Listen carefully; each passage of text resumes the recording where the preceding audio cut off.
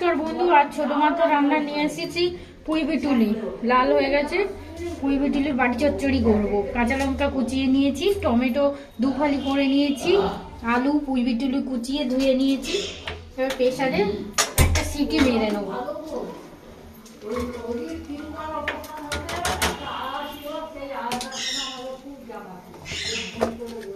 নুনটা দিয়ে দেবো,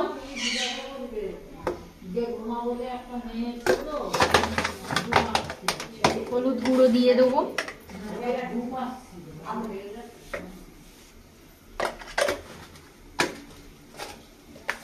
গুঁড়ো লঙ্কা দিয়ে দেবো,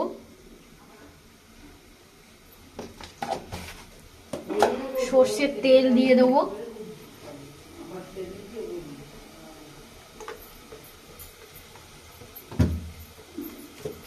জল দিয়ে দেবো, একটু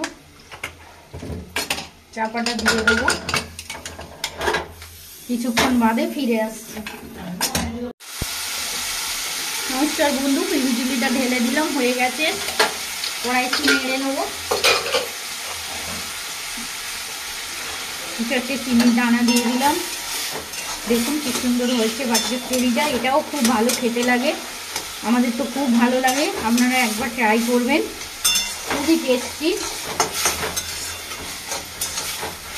হয়ে গেছে, নামিয়ে নেবো।